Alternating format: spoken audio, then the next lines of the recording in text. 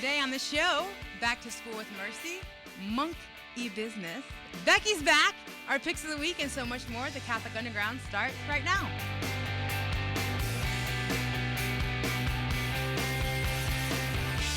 That's right. It's time for the CU Weekly, the podcast that tries to cut through the noise of the digital continent and bring you the topics that matter. This is episode 380. I am Kathleen Lee, and joining me this week are Olivia Gulino, Associate Director of Youth and Young Adult Ministry for the Diocese of Baton Rouge. Hello, Olivia. Hello. Yay. And back with us, I feel like I want to sing, Becky's back, and you're gonna be in trouble. Hey now, Becky's back. Okay, back with us this week. Oh, nice. Yeah. We had a little harmony going. Yeah, it was very nice. Back this week with us is Becky Eldridge. She is a spiritual director, retreat facilitator, author, all things great and good. Good to have you back, Becky. I'm excited to be back, Kathleen. Yes, and Olivia, thanks. Now, always joining us up in space is the one, Mr. Jeff Blackwell. He is the technical director of CU and commandant of the Jetstar 1 near-Earth orbit satellite. Yes, it's absolutely true. Thank you. I'll live up to every word of that. Good to be here, Kathleen. I'm so glad that you are. And then in the pit, that is the ball pit, we have Ed Ball, who is our video director. Welcome, Ed. We see you. We love you. Well, welcome. We're so glad that you are back with us. I'm excited to be back. Another fun way to spend a Sunday evening. I know, right? It's like the girls are like, I know. The This girl never squad happens. is back. I know. Makes me feel so good. So if you're keeping up with our good fathers, they have completed, or Father Chris has completed, they Yes. are done with the Camino, Yes. however they Praise got through God. it. So thank you guys so much for your prayers. I know that their feet appreciated it. Yes. Father Chris actually, he went to the section, he ended up skipping a little bit, that's okay, towards this section where as far as you could go to make it count, right? And he finished and met up with Father Ryan. And I'm sure that from their pictures and their posts, they are Excited. They're doing lots of sitting. Yes, they're doing lots of sitting and resting and wine drinking. Yes. Do we have a total mileage that they walked? I don't We'll have to know. look that and Yeah. see. Yeah, I don't know either. I'm sure they'll have it by the time they get back. But Well, you might find out because they do have, Father Chris has a website. He's been chronicling the journey, his pilgrimage along the way there. And it's at, if you spell out fatherchrisdecker.com, and you can read all the episodes. And he's quite a wordsmith, isn't he, Kathleen? he is. Yeah. I'm shocked at how exhausted he is and what Yeah. good storytelling still comes out of him. Yeah. Because it's usually the end of the day and he's writing his post and it's Yeah. That's when But you know that's this just him. sabbatical is Yeah. doing, the spirit is stirring and rejuvenating. he has had quite the adventure. That's Yeah. awesome. So school has just we're really well underway. I feel like it just started, but we're really well into the school year. Or a month. Yeah. Today marks a month at most down here. Wow. But I was in Yeah. Chicago Yeah? this past week, and they just started school. Lucky. Isn't that crazy. crazy? Because most they start, but they also don't end until June Till something. almost, they go 3 weeks into June, No, they ma'am. said. Ooh. No, thank you. Can y'all imagine in the middle of June? Absolutely. No. Not. Can you imagine having prom in like June Oh. 1st? We would be sweaty. Oh, yeah. We'd have to have no. It'd be bad. It'd be bad. Well, there's an incredible story about a teacher from Palm Beach Gardens High School. This teacher, Robert Goodman, received an extraordinary gift from teachers in his around local teachers around where he works. And so he was diagnosed with cancer this summer, and while he was going through chemo and he had colon cancer, or he has colon cancer. I've had a lot of people in my family, and I know many of us have been touched by this. When you're diagnosed with cancer, there's the number one thing you should be focusing on is healing. Yeah. Yes. But there's so much more that goes with it, and especially for teachers, or especially for people who are working full time. The question becomes, well, how much time am I going to be able to take off, before losing my job or Losing your benefit. right? Your paid time off, yeah. Yeah, or your paid time off. And so this summer, while he was enduring some chemotherapy, he realized that he would be running out of sick time and sick leave from his job as a history teacher. And so Robert Goodman has taught for 23 years, so he's a veteran teacher, right? And so instead of worrying about fighting for his life and and healing, he had to worry about his job and his students and having to be there for his classes. Because I mean, if you're a teacher out there, you take one day off, and it's like the whole semester is what Cattywampus. It's Cattywampus, right? It is wonky, right? And then on top of that, having to worry about his income. Yeah. And so he was supposed to return to work on August 6th, right? And he was still coping with the side effects of treatment. And if you yourself or somebody who's gone through chemotherapy, things like nausea and chills, sleepless nights. I mean, I know if I getting back into the routine of teaching, like there are many sleepless nights in the beginning because I'm a night owl, and so my mind is going a million miles a minute. He has a weakened immune system, and if you've ever worked with high school students, they're gross. I mean, some people think kindergartners are the worst, but I remember teaching and it was like exam time, and they would like pile up their tissues. And I'm like, yeah, good. You get a Lysol wipe, okay? Get on out of here. I talked to a high school teacher last night who told me about like a boy who like dropped a chicken nugget on the ground and then picked it up and dipped it in a communal sauce and then ate it. Oh, man. That's the way to build your immune system, right there. Yeah. No, that's the way to get like hepatitis. Yes. That's disgusting. Yeah. Right? And so you can imagine just the fear of walking back into a communal germ pool, right? Yeah. And so Robert said, it truly frightened me. Chemo really messes with you. I was wondering how I could handle getting up at 5 a.m. every day. And I'm a baby. Like I get the sniffles. I'm like, I got to go home, right? And so he's having to deal with chemo. So during a chemo session in July, the 56-year-old took a selfie and shared it on social media with a cry for help to other educators in Florida. This is where he works. Their school system allows for teachers to exchange or donate sick leave with one another, which That's is awesome. That really is. Yeah. That's not the case everywhere. No, I've never it's heard of not. that. Like, you get 10 days off and that's it. Yeah.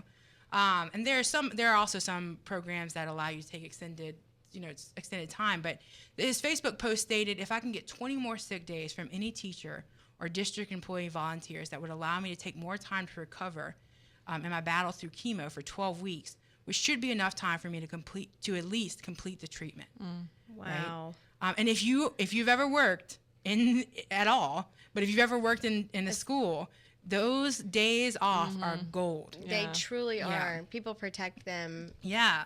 And he said the response was overwhelming. He said within 4 days, the whole teaching community rallied around him, including university professors, teachers, lunchroom workers, Wow. donating 100 days of sick leave that would allow him to take a much-needed semester off to continue his treatment. I mean, like, I'm getting chills. I do too. I right did now. too. I have goosebumps. Right, it's take time God to recuperate, right? Wow. And so he shared with CNN. He said, "I felt guilty because I knew there were people who had it much worse than me, who had offered their precious days." What? That's amazing. Right? But in this response, he said, "I'm not surprised." Right? He wasn't surprised by this help. He said, "Teachers always give. It's a profession of giving."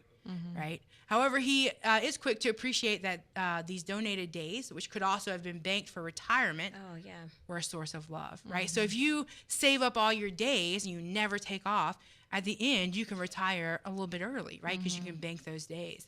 And so he's saying, this was the source of love. Yeah. Right? He says, when hundreds of people shower you with their love, it's a life-changing experience, right? And I imagine just the idea that these people gave, how healing that is. Yes. That he doesn't have to worry. He's not walking through this alone. And I'm sure those days didn't just come with like, I'm sure they came with encouraging messages and things like that. Right. Yeah. Well, it's like a widow's mite story because teachers don't make very much money. Yeah. They don't have like just a plethora of resources that they can rely on, like paid sick time. Yeah. And so to give that, that's astounding because that's like, like with whatever we have, we're going to help you. We don't even know you, but we're going to help you. Yeah. Yeah. There's Pope Francis, there's a book out called On Hope that he says God comforts by raising comforters, like those that comfort others. And I just think that, or, you think of St. Teresa of Avila's great quote of, you were the eyes through which Christ looks compassion on the world. You were Christ's hand. Christ has no hands but ours, no feet but ours. And that's just such a testament of how God works through us to be sources of hope in the world and sources of healing and mercy that I can't even imagine what it would be like to receive that kind of love. Yeah.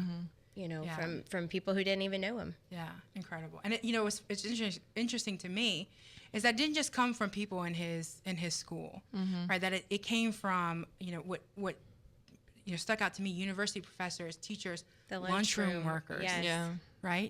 Because sometimes there's some tension between staff and faculty, and what does that look like, and what does that mean, and but beautiful. That it came from all over. Now it says that now he won't have to worry about the logistics, right, of taking off, and what are those days where he feels the best while still feeling the worst, and can go to school and muddle through this day and have to save those days for those days when you just can't get out of bed.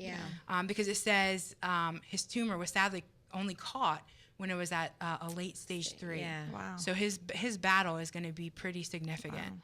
Wow. So it says, as a result, he no longer has the strength in his lungs to pursue one of his favorite passions, singing. However, the first thing is planned on his return to work in January is a musical thank you event for all those who helped him in his time of need. Wouldn't you love to be at that concert or event, whatever he does, to feel his passion and his thank you? Well, I think it's incredible because all these people are now going to feel, are going to walk this journey with him. And maybe some of them have no idea who he is. But just, how many times do we get a Facebook plea for whatever, and we're like, oh, yes? I don't even know you, but like I follow, I follow these people online, and I reached out to him the other day. It's a husband and a wife, and he was in a car accident. I think a car accident. And just her beautiful walk with him, and it was an Instagram suggested post. I have no idea who these people are, but I've been following their journey, and I reached out to him the other day, and I was like, I rarely do this. I said, but I can't remember how I came across your post, but I want to thank you for being such an incredible witness to marriage. Yes.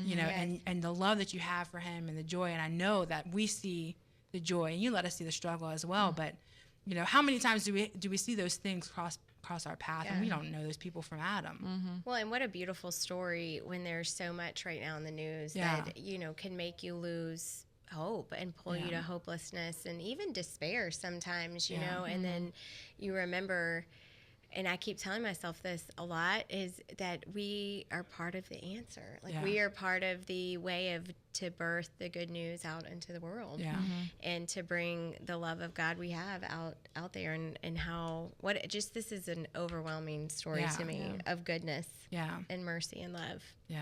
Whew, teachers, man. And teacher, like I love how he says teachers always give. It's a profession of giving. And I've taught in the Catholic school system, and we're very fortunate. But man, I see all these stories of teachers who work maybe in underprivileged schools or some public school systems, and they get paid nothing, and all that money goes back into their classroom. And the fact that maybe sometimes they raise a voice and say, hey. But the majority of the time, they just do what they love to do, to teach kids. And he, is looking forward to doing that again. And he is, I imagine looking at this going, okay, how can I still be there for my students? The fact that his concern was also for his students as well, is incredible. So thank you, teachers out there. If you're listening, you're a teacher, thank you. If you are listening and you know a teacher or you have a teacher, thank them tomorrow. Because they need it. They need the love. And we want to thank you for being here with us, because we are the Catholic Underground.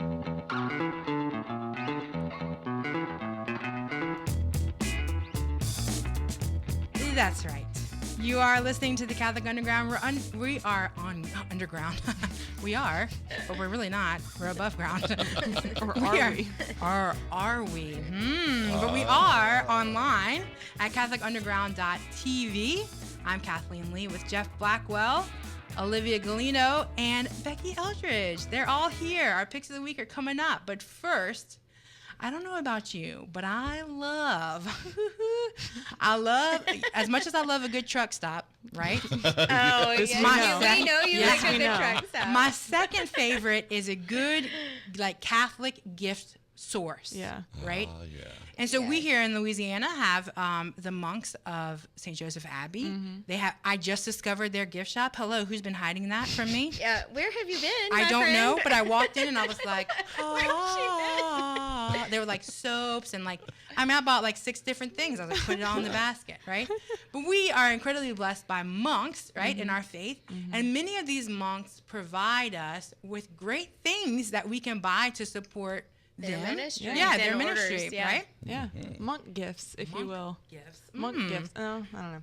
Okay, but I mean, it's a great it's a great thing not only to support what they're doing, because this helps to support their way of life, which is usually one of, if not extreme poverty, some poverty, Right. because they're not in it for the money. But it's also a good way to support people who are trying to live out a religious vocation. So if you want to support vocations, this is a way to do it.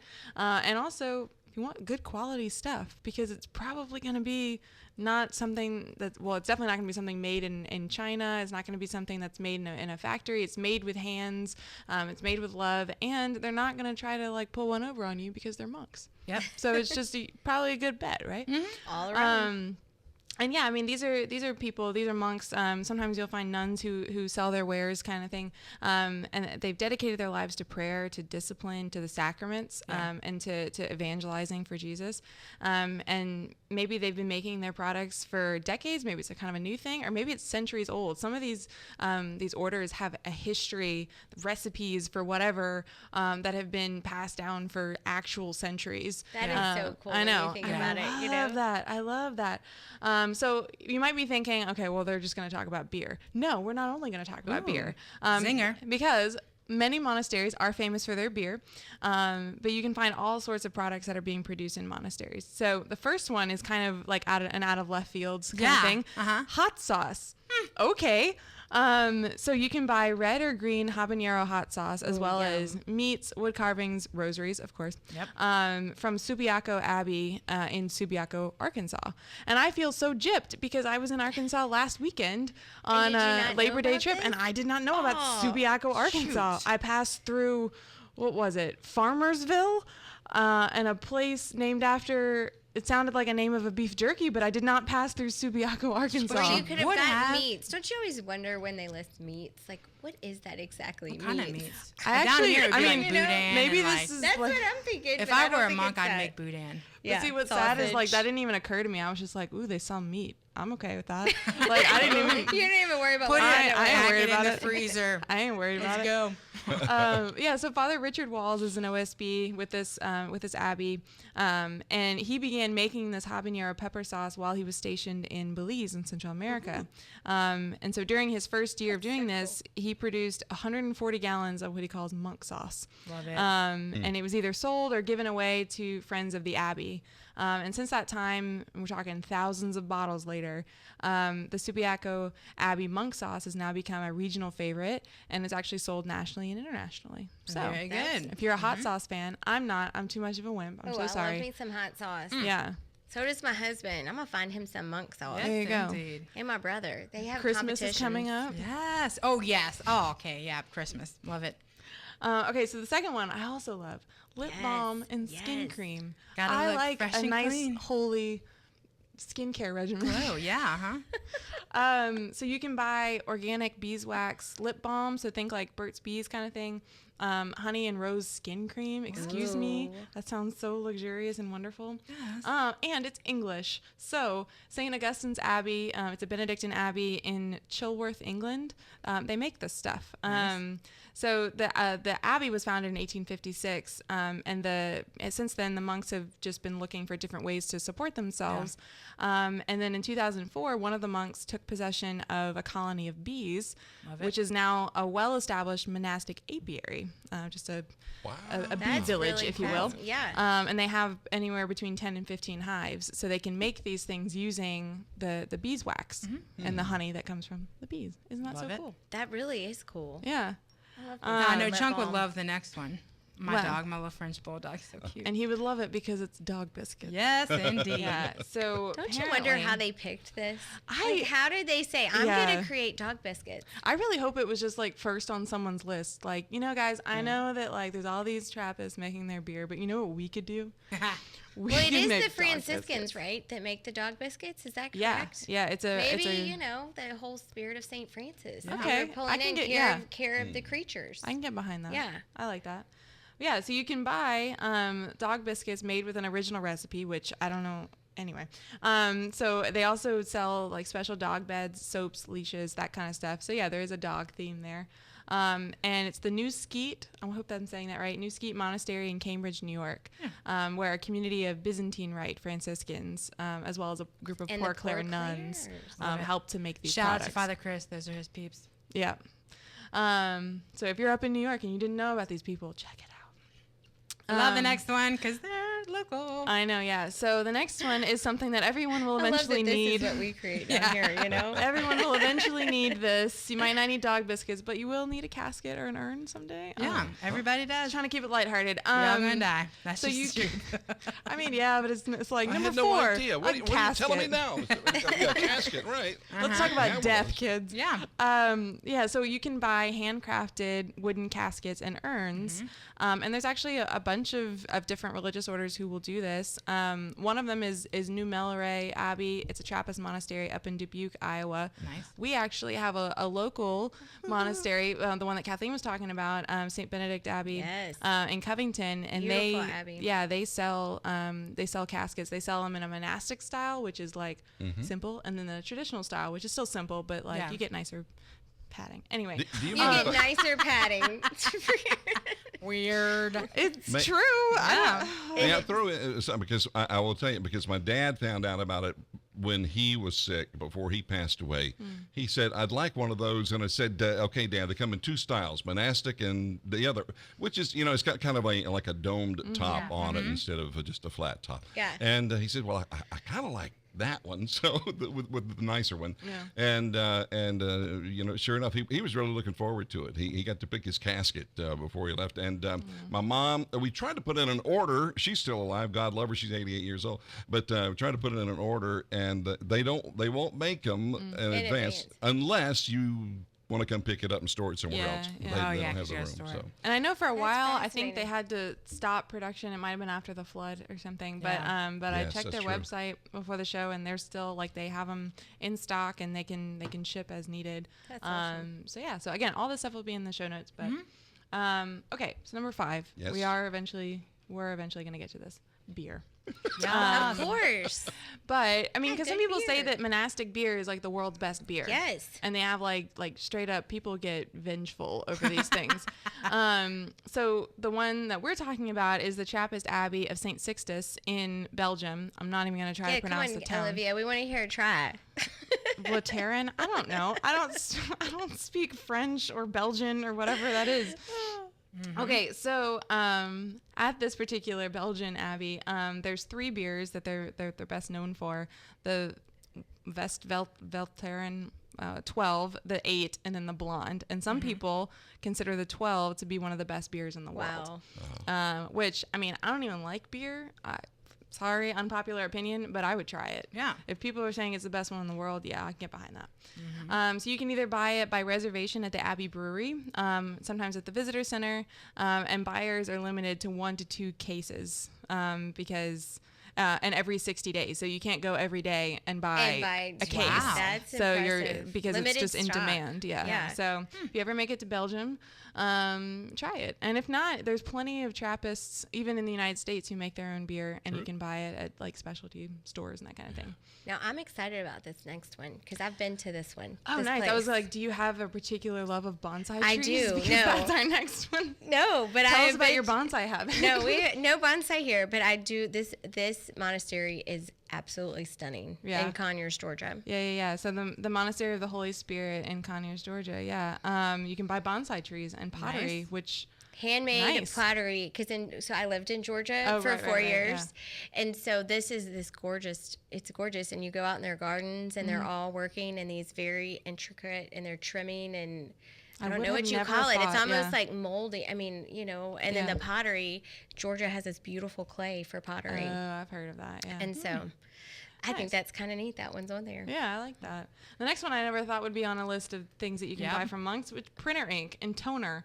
Okay. I mean, gotta have it. I mean, literally, Again, I don't even need to tell you why that's important. I want to know why, dog biscuit. Yeah. Also, how do you make that? Like, I don't. Yeah. So, St. Andrew's Abbey, it's another Benedictine monastery in Palermo, California, and they make printer ink and toner that you can buy. Excellent. We also coffee and tea. You'll hear more about this at the end of our show. But the monks of the Most Blessed Virgin Mary of Mount Carmel they were founded in Wyoming, and this is Mystic Monk Coffee. Yes, love them. And it's Mystic Monk. super delicious. They do seasonal roasts and all that kind of stuff. Oh, and they have a terrific CD if you love chant. Yeah, they're very multifaceted. Bread and condiments is my personal favorite because you can buy monk bread. Yes. What's better than monk bread? And then things like preserves and mustard, honey, butter. So the Abbey of the Genesee is a community of Trappist monks in Pifford, New York. So New York's got it going on. Roy in the chat room was talking about Father Augustine's bread from the Abbey, it seems like, and he says that he wished they still sold it. Well, there you go, Roy.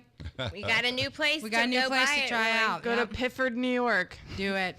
But yeah, so they started just because one of their first monks was a sailor in the Navy who used to bake bread. And so that's how it started. Just something as simple as that, like a passion that he always had became something that's a tradition for the monastery. Next on our list is fruitcake, because we don't eat fruitcake, but you might. Yeah. So the Assumption Abbey, I don't know. I've never had a fruitcake, so I'm not I have no You're not missing out paradigm on that, in my opinion. So Assumption Abbey in it's a Benedictine monastery in Ava, Missouri, and they are very famous for their Abbey fruitcakes. Ooh, no, this last one is my place. And the last one, everyone prepare thyself. It's fudge. Monk fudge. It's monk fudge. Yes, indeed. And they also they sell cheese and fruitcake. And fruitcake. If you just really love your fruitcake. Oh my. And this is the Abbey of Gethsemane in Trappist, Kentucky, and it's obviously a community of Trappist monks. And this was also the home of Thomas Merton. Yes, indeed. I wonder if he ate fudge. I bet he ate fudge. I feel like that's something that monks just do on the reg. They eat bread, they drink beer, and they eat fudge. Because those are like pillars of civilization, right? Yes, indeed. Well, we will have the links to all these items in our show notes. And we will remind you at Christmas time of this list as well if you're looking to procure some gifts. But we want to remind you that you are watching and listening to the Catholic Underground. There's more on the other side of the break, so hang in there. We'll be right back.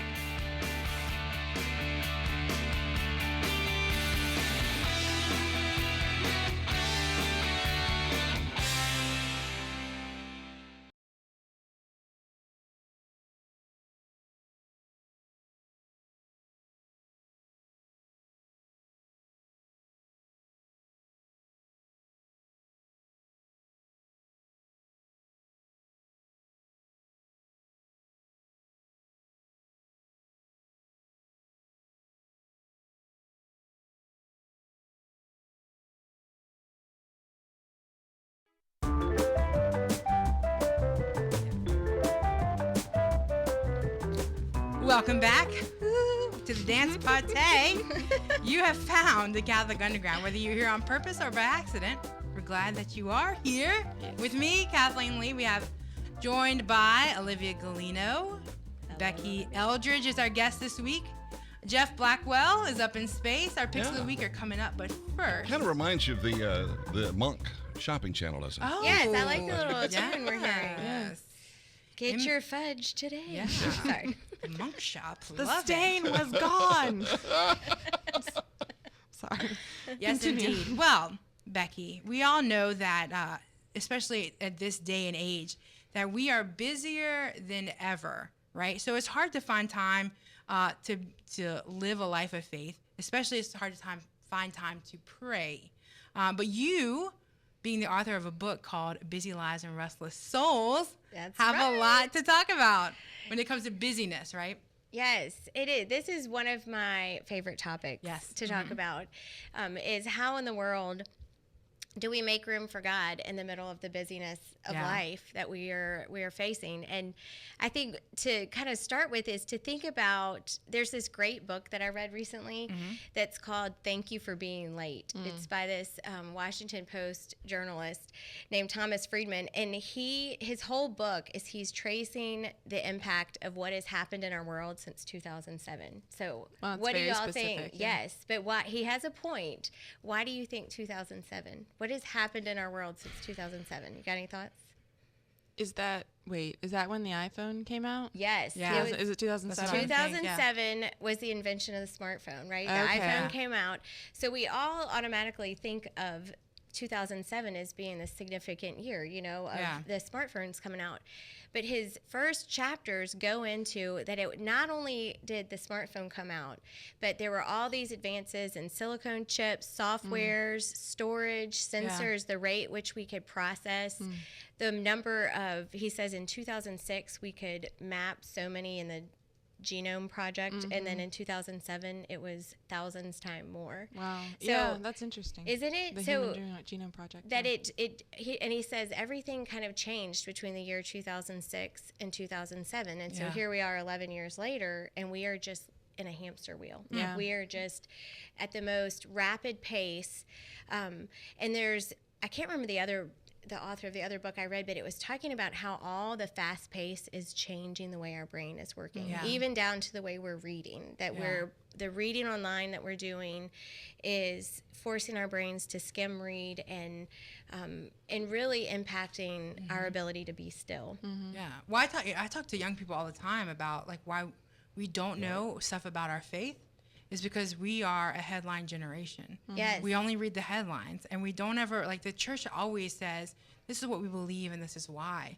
But we don't want to read the why because it's a whole document or a whole papal encyclical, or I have a hard time convincing people, please read this 8-page, apostolic letter, because it's awesome, Yeah. Well, and I was telling y'all before that I read this article that basically just kind of took what Kierkegaard said about like busyness and how it affected who we are as humans. And one of the interesting things that he said is that that if you don't have a sense of self, then you don't want to be aware of that fact. So you're going to stay really busy. And like, how often do you find that? Like you have people who are like, well, no, like I'm too busy to read these 8 pages. And I like, maybe on some sense you have filled your life with a lot of things that you now have commitments to. But do those things keep you from making commitments to other things? Do they keep you from diving deeper into who you are? Are you afraid of being challenged in a way that you might not even realize? Well, and then not to mention making time for God, right? In the middle of all that. And I find that in, my ministry of spiritual direction, and then I do a lot of retreat ministry, that I think this busyness is becoming a source of restlessness, that we are, or it's a kind of, a catalyst, or restlessness is kind of getting birthed out of this, and so when you think of restlessness, I know I have kind of thoughts in my mind of what comes to mind, but what about y'all? How do you notice restlessness manifesting in our life today? I think, I was thinking about this question, and I think for me, it is the iPhone. Yeah. Like that I'm bad. Like I bought Scrolling, the iPhone watch so that I could disconnect from this. It hasn't really worked out well, but like, because I'll scroll and I'll scroll and I'll scroll, and it's like you're caught up, you've refreshed, and I'm like, but there's nothing more. Like I need more, and because it's not fulfilling.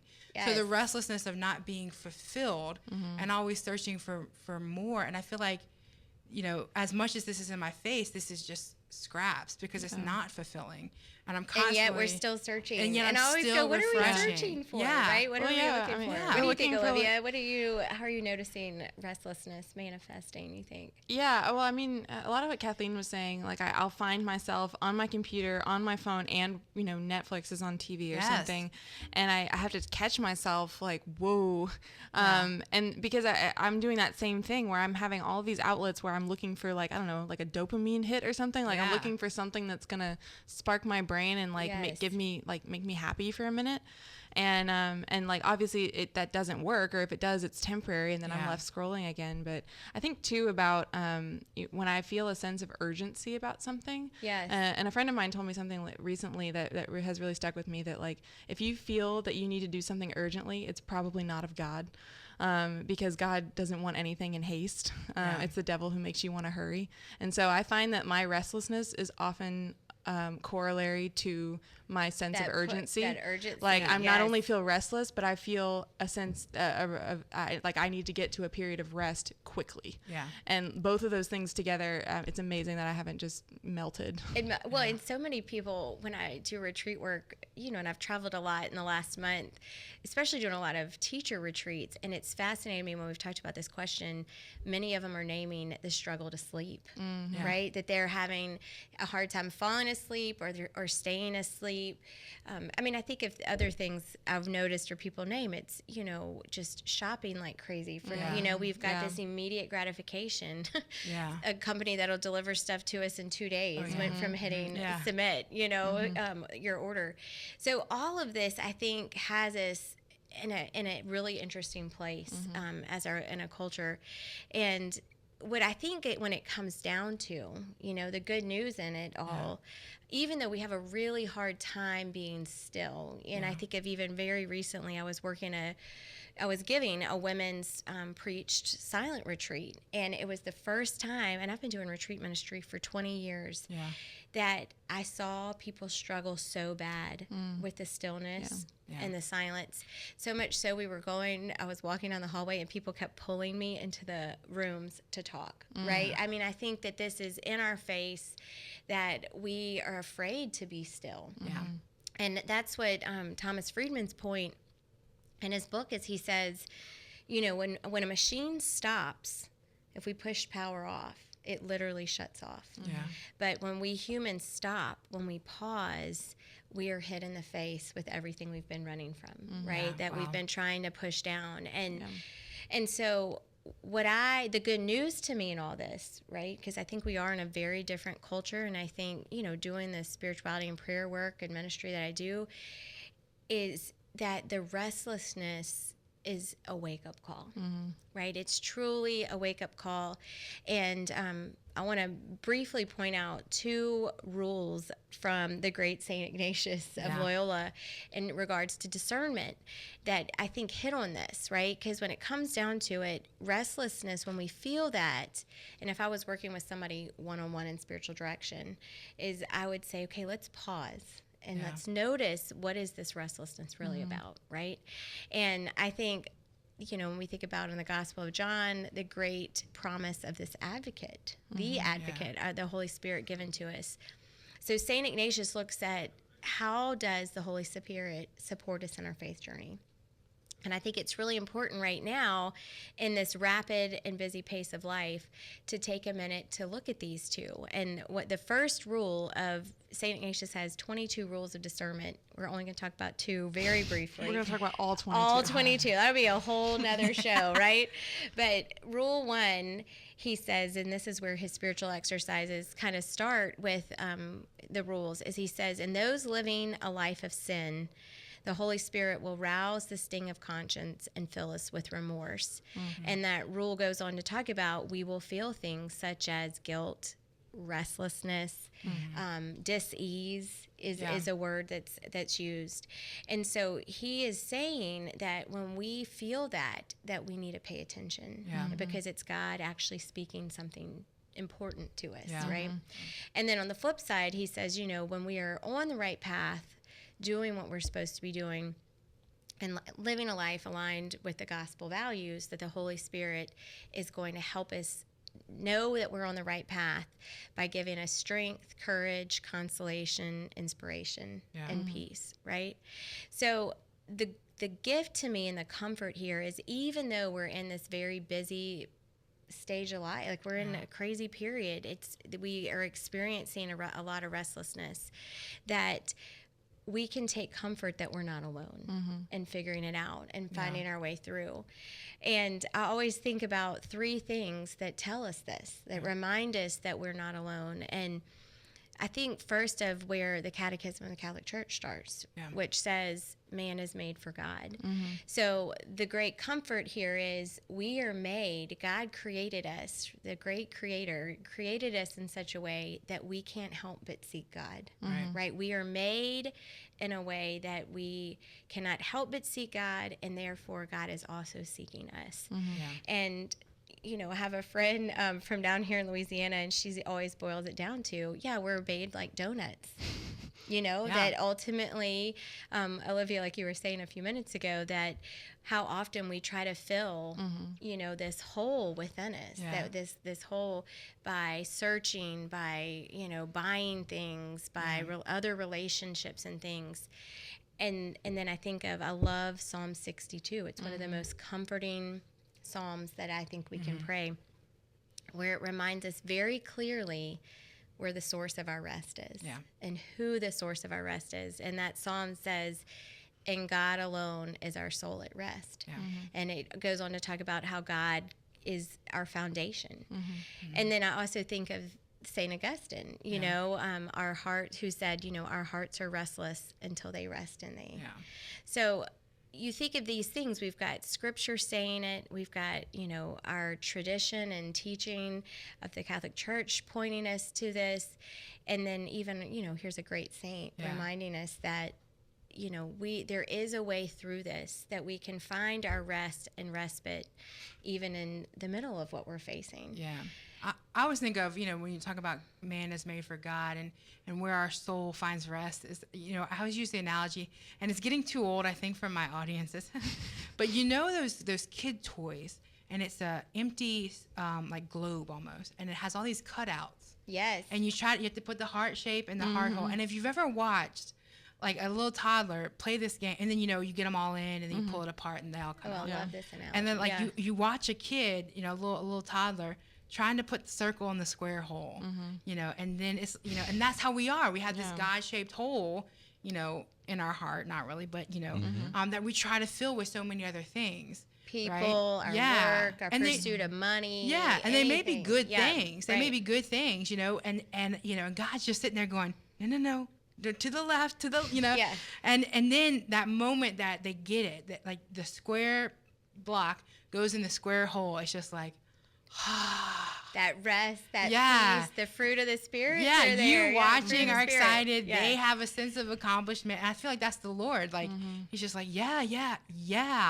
let me into that shape, because there's nothing else that's going to fit it perfectly. True. Even if it's good, and we talk about that a lot of times, we can't say, you know, that if we try to fill that hole with our family, that our family is bad. Our family is good, but that's not the place for them. You know, that place is reserved only for God. And only then can we rest, can we be whole, can we, you know, move on to the next block, you know. Right. I love St. Ignatius's his first meditation in his spiritual exercises. So when I lead people through them, the opening meditation is called the First Principle and Foundation, and it talks about all the gifts in the world are given to us by God, and to not ever have a point where one of the gifts displaces the giver of the gifts as the center of our life. And I think that's, you know, it can be a very difficult thing to do, especially in a culture where we're saying, oh, your happiness, your fulfillment will be filled by all these other things. But I think what our faith teaches us is what Psalm 62 says. No, it is in God alone that our soul is at rest. So how in the world do we make room for God, right? In the middle of this, and how do we step in and lean into this understanding a little bit more?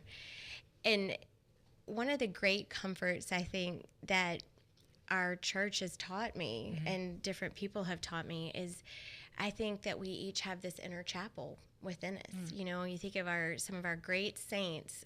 Catherine of Siena calls it our inner cell. Saint Teresa of Avila calls it our interior castle. But we have this space within us where it is just God and us. And I mean, that alone means we are never alone. Literally, we are never alone, because God is always with us and within us. And so it's this question of how can we embrace this gift of the inner chapel that we have, and that moves. I always tell people it moves where we go, right? So when I was my grandfather was very, very sick, and I leaned on this inner chapel so much when there was a moment when maybe I couldn't even get to Mass that day because of the life or death thing that we were facing that moment. So there, and I think in Evangelium Gaudium, it talks about this gift of and the need to cultivate this interior space. And what's said is, it says, what is needed is the ability to cultivate an interior space which can give Christians meaning to commitment and activity. And without prolonged moments of adoration, of prayerful encounter with the Word, of sincere conversation with the Lord, our work easily becomes meaningless, and we lose energy, and as a result of weariness and difficulties, our fervor dies out, right? And I think when we're trying to put, the wrong thing in the, like your analogy, Kathleen, that's when our fervor can go, when we're not letting God be the one that renews us and refuels us, is when we lose our energy, when we get very tired and weary and worn out. So how do we do it, right? Very practically. How can we make room for God? And I think of it first, I tell people it's like the Trinity of our prayer time, right? Not Father, Son, and Spirit, but how finding our time of prayer, our place of prayer, and our space of prayer, making it a sacred space for us. So it's a question of where in our day can we, or when in our day can we come and go to that inner chapel, right? And then where is the place within which we can go to that daily prayer time? And then finally, what can you bring in to make it a more sacred space? So for instance, right now, my prayer time is, and my place is a chair in a spot in a corner in my house. And I get there at 5:30 in the morning before my kids wake up, right? And then there's things that are in there that make it a sacred space. Right. And then the other thing is to really look at what is the prayer method, right? Like Olivia was saying, there's all these choices, and how do we pick the one thing that God is inviting us, the one prayer method that God is asking us to use to grow and hang out together? So what are some of y'all's favorite prayer methods?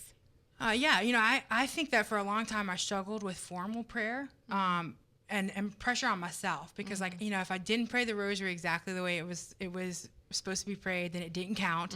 If I didn't pray, I would search and this is going to come up in my pick of the week, but I would search, litanies and they would be a little bit different, and then I'd freak out which one is the right one. Yes. And so although I still cultivate that and I still, enter into the rosary and I have a fold out with exactly what to pray, I think for me, it's the Lord invites me into daily conversations, and I've gotten a lot better at, the adoration and adoration in my prayer, not necessarily a holy hour, but adoration and, contrition at the end of the day, just being like, sorry, thanksgiving, and, and petition, all those kinds of words that we have, but a lot of times I found myself just going to the Lord for what I wanted. This is what I need. This is what I want right now.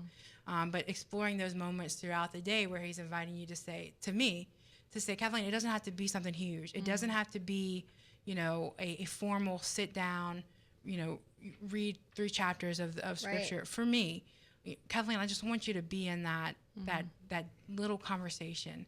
Ongoing conversation, it sounds like. And of course, sounds like that's really where God's got you right now, And in doing that, my prayer life is kind of fulfilled, and or not fulfilled, but filled. Yeah. So that I can go to what I struggle with and say, okay, let me work on this a little bit too. I don't feel like if I fail at the rosary, then my whole prayer life has failed, So I can deepen that in a different way. Yeah, I think for me, I like anyone, I probably who goes through this, I went through a time where I was like, okay, the Lord's just not talking to me. Like, it's just silent treatment. But in fact, and I know this, like, he always is talking to us and he speaks to us through the scriptures. So that's usually a go-to for me in prayer, is to do like some Lectio Divina, like some divine reading. And beautiful. Because, maybe it's something that like keeps coming up. I find that the scriptures, like anything in the faith, like will haunt you, like something will follow you around, because God uses those little like troll methods like that. Like he'll keep throwing something at you, like putting it in your path. Like, I want you to read this. I want you to do this. Until you get until I do it. Say, And so okay, usually I'll like sit in prayer and I'll open it up and I'm like, oh, that's why you want me to read it. But yeah, it's like sitting with something and just letting him speak to me through that. And then like letting me speak to him through that. Because I mean, if the scriptures are the inspired word of God, then me sitting with my Bible in personal prayer is a conversation as much as anything else. And it's also given a chance for God to speak to us, right? Oh, for sure. Speak. So, well, and there's so many, and I always encourage people to build a big toolbox of prayer tools, you know, and in my book, Busy Lives, for those who can see us online, Busy Lives, Restless Souls, I go through 4 different types of prayer methods, the prayer of consideration, the examine, Lectio Divina, and what's called Ignatian contemplation. Nice. Yeah, so if you haven't checked that out, we're going to have the link to Becky's book in our show notes. You definitely should pick it up. It's beautiful, and everybody can gain something from it because we're all busy, right? So finding time to rest in our busyness is very important. But Jeff, we are never too busy for that part of the show that we like to call the CU Pick of the Week. Zinger. Look at them transitions. For our first pick of the week, we're going to go to our good friend, Becky. Oh, yeah, I'm excited. So this is second time I've been on the show, second time I'm bringing in a tool for being a parent and a great, or anyone that has kids. But it's this new book I just discovered last week. It's called Shh, God is in the Silence. And it's a story for all ages. It's by Fiona Basil. Loyola Press, who also is the publisher of my book, I was visiting with them this weekend, this week in Chicago, and they told me this, and I wept really the first time I read it. And I read it to my 4-year-old when I got home on yesterday. But it's just this beautiful reminder of our need to be quiet in this world. Listen closely to your heart. It says, "Shh, God is in the silence. Can you hear him? Listen closely to your heart. I love you," he says.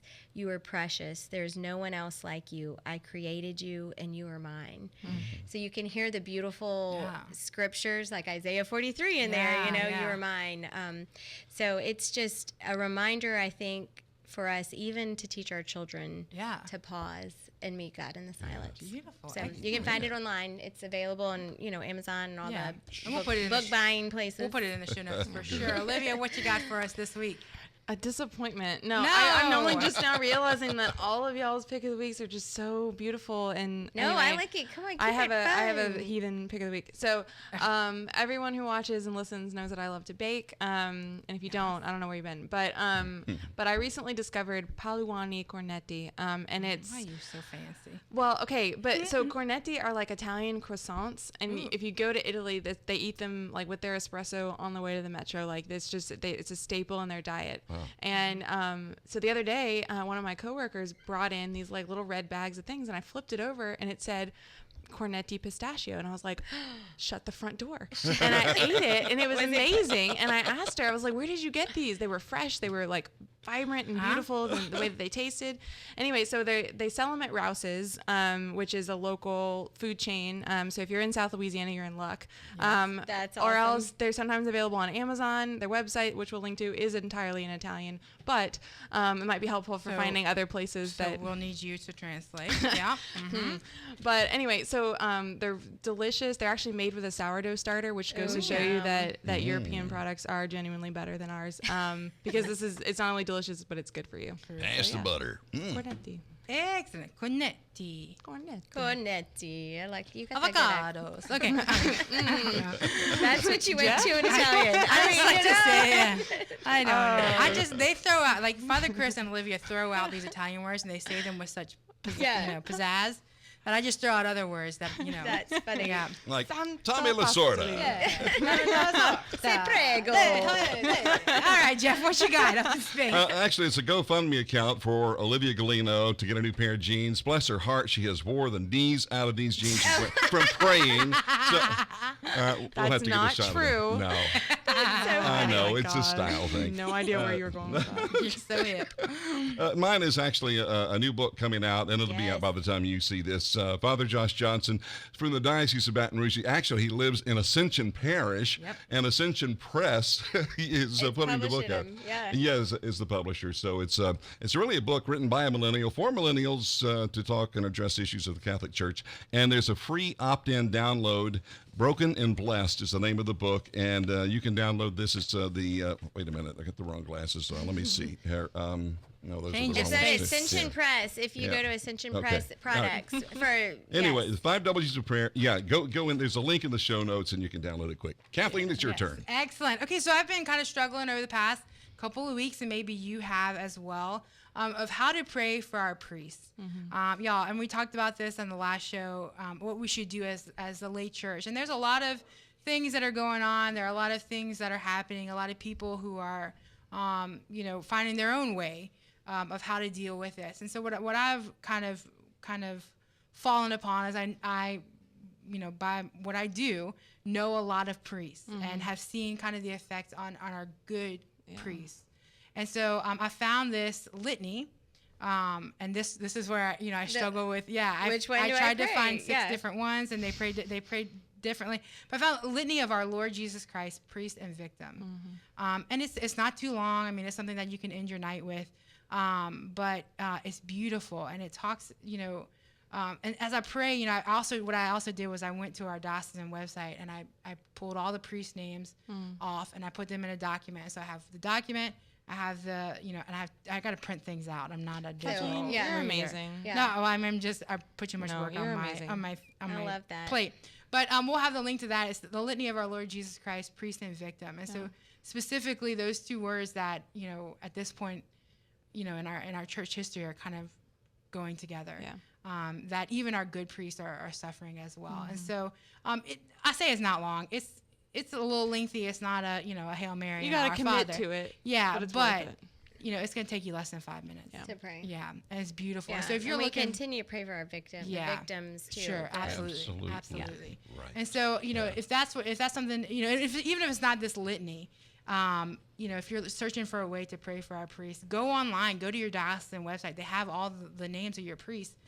Pray for them by name. Let them know that you're praying for them, because I know a lot of our priests feel maybe a little bit alone, and so they need our support. We love our priests for sure. Absolutely, yeah. But Jeff, who else we love and we're always grateful for? Our viewers, our listeners, and our benefactors. Absolutely. It's you. We love you. And this week, the Catholic Underground is possible because of folks just like you.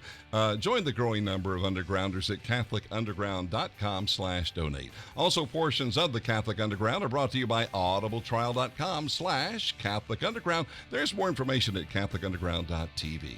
Excellent. Yeah, and if you'd like the show notes, we talked about a lot of stuff, right? If you want the show notes for this episode or to subscribe to the podcast audio, you can go to CatholicUnderground.com. Yes. Our panelists this week have been, as always, Olivia Gulino at OM Gulino. It's true. On the Instagrams, yes. Our guest this week, yes indeed, has been Becky Eldridge, and you can find her website, www.beckyeldridge.com. Thanks for being with us. Glad to be here. Yes, indeed. Come back. Yeah, our technical director is Jeff Blackwell, jeffblackwell.us or at Jeff Blackwellis on Instagram and Twitter. Yep, our research assistant and leader of the crew in the lab. Thank God for him, Jim Hayes. Yes. We love you. Our video and graphics director is Ed Ball. You know me. I'm Kathleen Lee. You can follow me on the Instagrams at Kaylee626. We hope we've helped you cut through the noise and find that still small voice. Shh, God is in the silence. We are the Catholic Underground. We are Faith Gone Digital, and we will see you next time.